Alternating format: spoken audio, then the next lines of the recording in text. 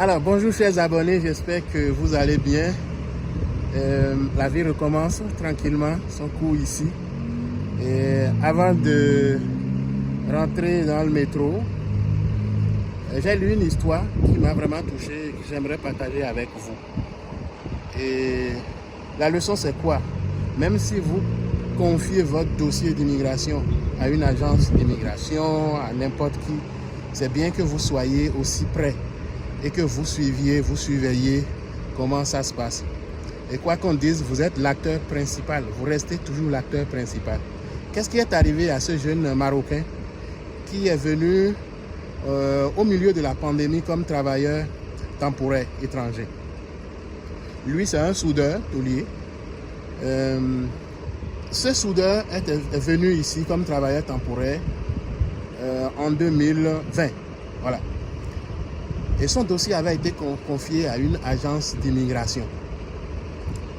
Il est venu avec un permis de travail temporaire, permis fermé.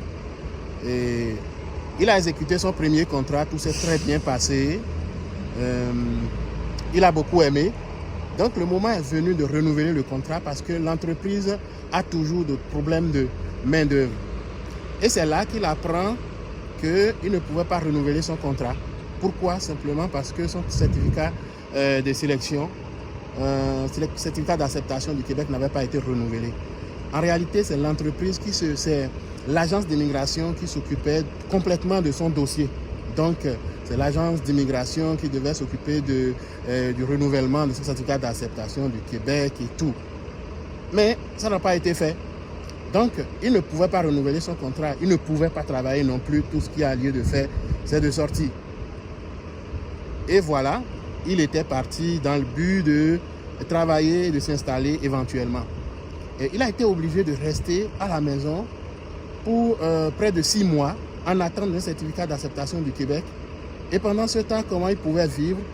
Toute l'économie qu'il a faite pendant la première partie de son contrat, il a tout dépensé. Il était obligé de squatter même des amis, d'aller vivre proche des personnes de bonne volonté, parce qu'il n'avait plus de l'argent pour se payer un logement.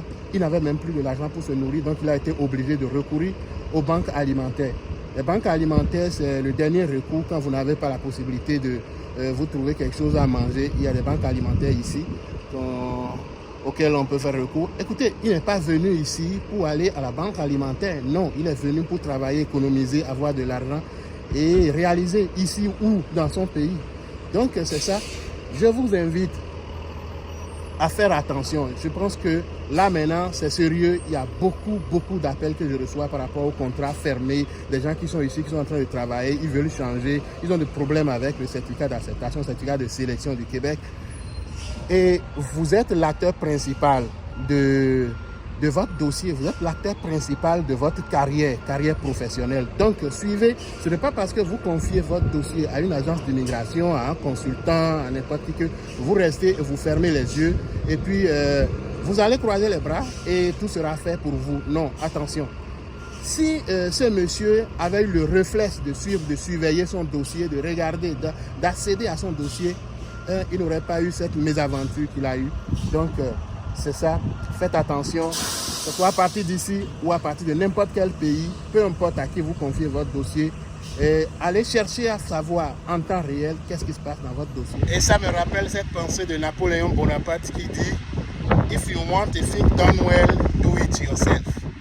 If you want a thing done well, do it yourself. » C'est ça. Une chance, il a pu renouveler son certificat ainsi que son contrat de travail et présentement il est au travail et son rêve est en cours de réalisation. Mais ça a été un moment chaud pour lui. Faites attention à vous. J'espère que cette vidéo vous aura fait du bien. Je vous invite à l'aimer, à la partager. Abonnez-vous à ma chaîne YouTube si vous ne l'avez pas encore fait. Merci et bonne journée.